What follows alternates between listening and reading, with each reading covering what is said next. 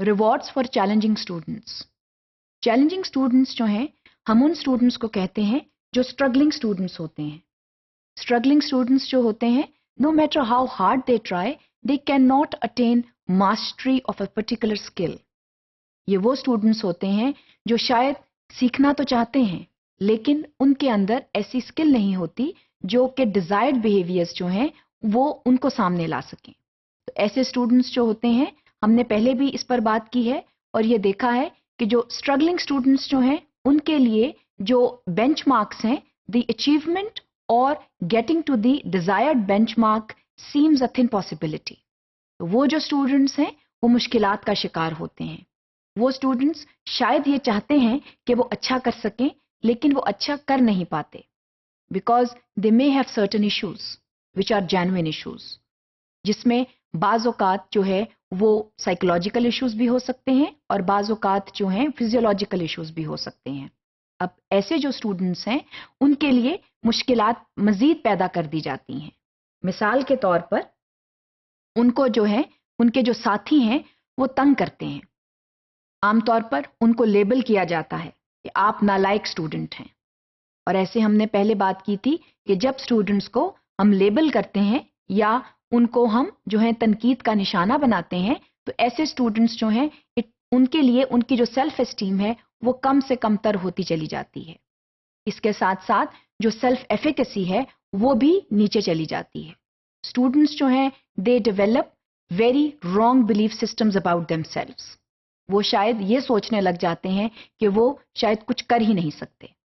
تو they are failures not only in the classroom but in their social life as well.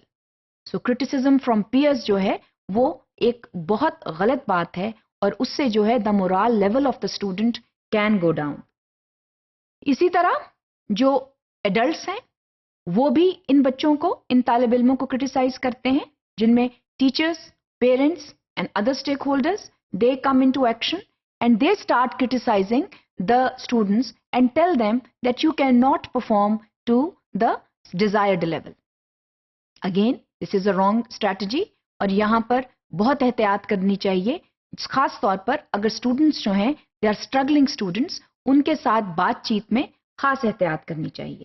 اسی طرح ایسے students جو ہیں پھر وہ سیلف کرٹیسزم کا بھی شکار ہو جاتے ہیں. وہ اپنے آپ کو اتنا کرٹیسائز کرتے ہیں کہ ان کی جو سیلف ایفیکیسی ہوتی ہے it is at the lowest ebb. ان کی جب سیلف ایفیکیسی ہی کم ہوگی تو وہ اپنے متعلق اچھا نہیں سوچیں گے. وہ ہمیشہ یہی سوچیں گے کہ ہم اچھا نہیں کر سکتے. We can not perform to the desired level. We can not reach the given benchmark because we do not have the capacity to do so. یہ بات جو ہے یہ غلط ہے اور یہ جو اسٹرگلنگ اسٹوڈنٹس ہیں یہ ٹیچر کے لیے ایک چیلنج بن جاتے ہیں. ایسے اسٹرگلنگ اسٹوڈنٹس کے لیے ریوارڈ سسٹم ضرور ہونے چاہیے. یہ وہ اسٹرگلنگ اسٹوڈنٹس ہیں جن کو ایکسٹرنسکلی ریوارڈ کر کر شاید آپ جو ہیں وہ تھوڑے آگے کی طرف لے جائیں, تھوڑی بہتری ان کے رویوں میں اور ان کے کام میں آ جائے. یہ جو اسٹرگلنگ اسٹوڈنٹس ہیں یہ وہ ان پرابلم اسٹوڈنٹ سے ہٹ کر ہیں جو کہ اتنی شدید سائیکولوجیکل اور فزیولوجیکل پرابلمس کا شکار ہوتے ہیں کہ ریوارڈ سسٹم ان پر لاگو نہیں ہو سکتے. اسٹرگلنگ اسٹوڈنٹس جو ہیں یہ وہ اسٹوڈنٹس ہیں جن کی لو سیلف ایفیکیسی ہو سکتی ہے یا ان کو جو ہیں وہ تھوڑے سے سائیکولوجیکل یا فزیولوجیکل مسائل ہو سکتے ہیں اور ان کے ساتھ کام کر کے آپ ان کو بہتر کر سکتے ہیں. تو اگر ایکسٹرنزک ریوارڈز جو ہیں ان کے لیے استعمال کیے جائیں, ان کے ساتھ ایک انسینٹو پروگرام یا پلان ڈیولپ کیا جائے تو شاید ہم ان اسٹوڈنٹس میں کوئی خاطر خواہ تبدیلی جو ہے وہ لا سکتے ہیں. So reward system for the struggling students can be sometimes helpful. First of all, it is important to know who those struggling students are, how many struggling students are in your classroom, and what actions can be taken in order to bring in the desired changes. کیسا جو ہے incentive system جو ہے, کیسا reward plan جو ہے وہ تشکیل دیا جا سکتا ہے جس سے ان اسٹوڈنٹس میں جو ہے وہ تبدیلی لائی جا سکتی ہے. سب سے پہلے تو آپ نے جو ہے وہ کرٹیسزمس کو کم کرنا ہے.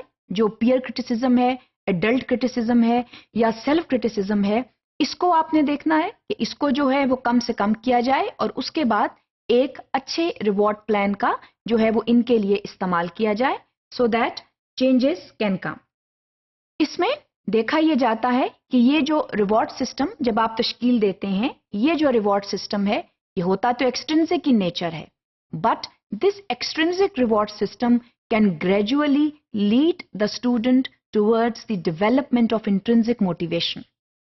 And intrinsic motivation is the ultimate motivation that can be developed among students, because then these students, they learn because they want to learn.